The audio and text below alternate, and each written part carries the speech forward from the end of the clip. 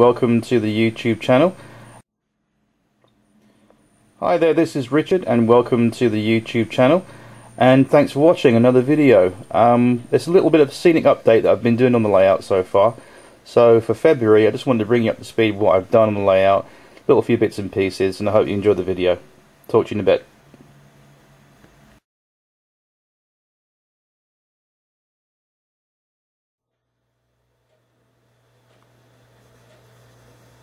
Hi everyone, welcome back to the video. Well, recently I picked up on eBay, I managed to find on eBay and actually pick up for a very reasonable price of £5 including postage, was ready-made static grass mats, and they come in little squares that are very handy for cutting out and sticking on your layout really easily. And this is the result. And if you cut them to a little strip, for example, like I've done here, they do look very realistic. And I'll just zoom the camera in just so the camera can speak for itself.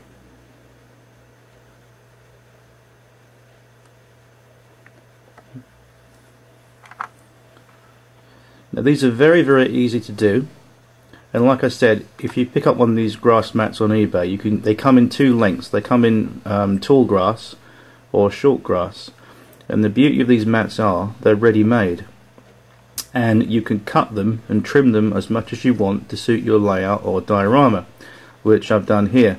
And there was quite an unsightly gap between the edge of the pub diorama there and the road surface, so I thought that would be really nice to fill that in, and it's done very well.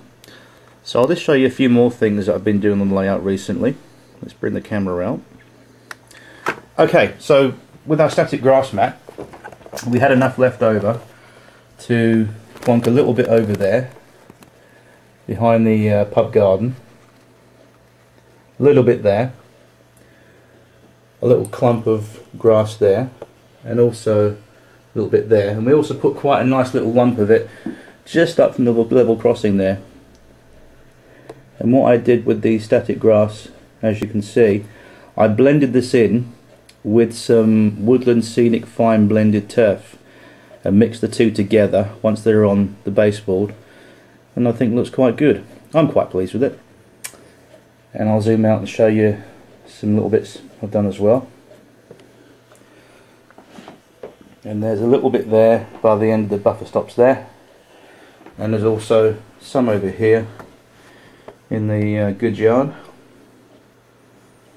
As you can see, there's a bit over there. It looks quite good. I think it's quite effective.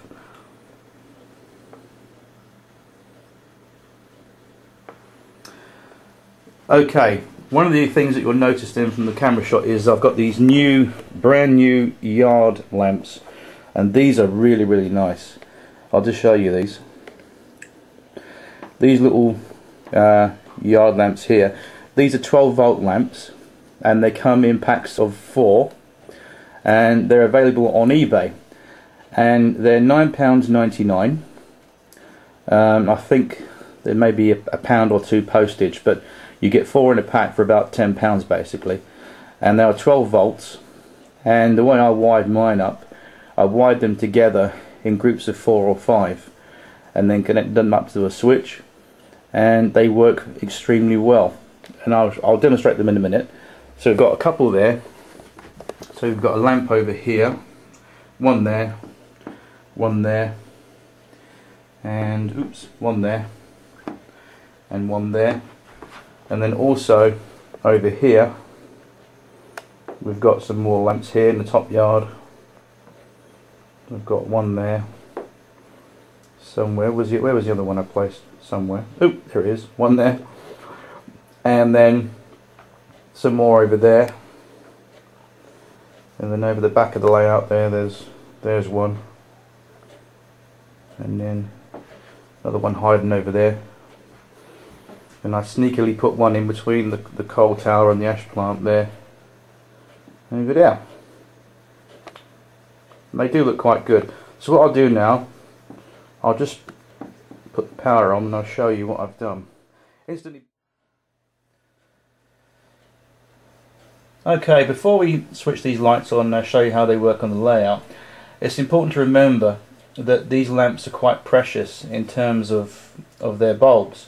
What you don't want to do is have a 12 volt lamp on your model railway and put the full 12 volts through it, because number one, it will just go very, very bright and it will burn out within time. So you don't want to decrease the life of your lamp, basically.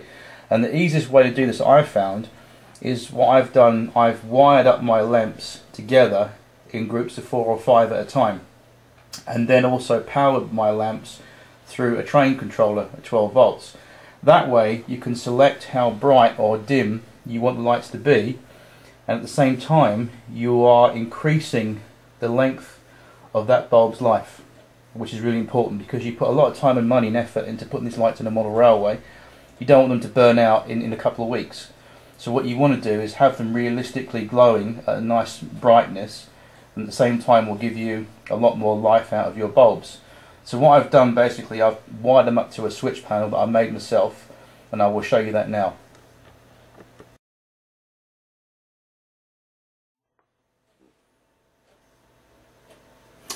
Okay, so this is a little switch panel that I scratch built myself the other day. These switches here, they're quite simple on and off switch operation, quite easy, very easy to operate and very easy to install. And all I did, I got a couple of bits of scrap bit of wood and just made myself a little panel here by cutting some side pieces out, and just obviously a main plate area for the switches. And then what I did with the switches here, I'll just bring this in the camera. What I did with these is these are very, very easy to do, by the way, they're not hard.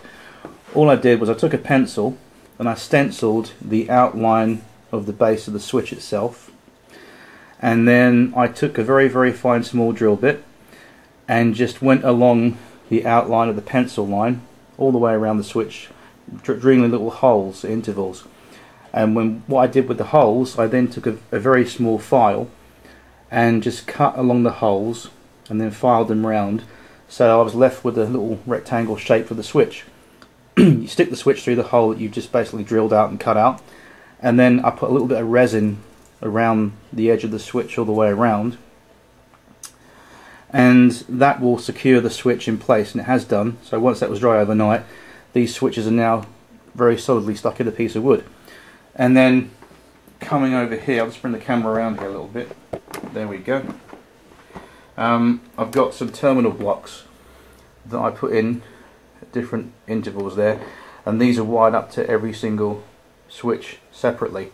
So we've got 4 switches and 4 groups of lights, and basically this reduces the risk of burning out your lamps, and also you can control them separately from a different position. As you can see, you've got goods yard, top yard, main yard, and another one signal box. So what I'll do now, I'll just stop the camera and then we'll have a play with the lights.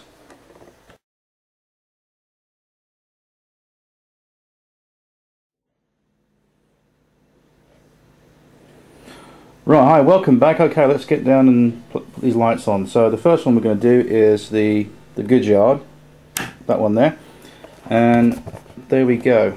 There's our goods yard illuminated, and we've got, let's see, we got that one there. That's 1, that's 2, that's 3, 4, and 5. So that's our goods yard on. Now we're going to do the top yard, which is the next switch, which we should see over here. There we go. That's that set over there on. And our next switch will do the main yard, which is over here. Oops. There we go. That's those illuminated there.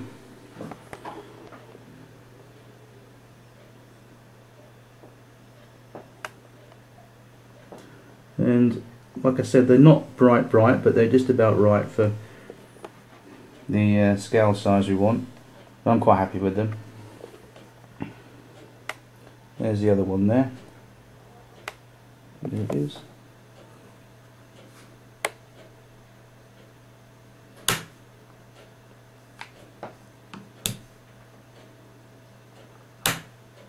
Okay. And last but not least, we've got the signal box now that actually has got a light in it, so that's the last switch on the panel, which is that one there. And then what I'm going to do with the signal box, I'm going to put some interior detail in that, so we can see a little lever frame and some people in there working away, and various bits and pieces of signal box life that can start to become prominent in that area. So that's my lights done for the layout so far. Hope you enjoyed the video, and I'm going to finish off with a few trains running around. So until then, I'll see you soon. Thanks for watching.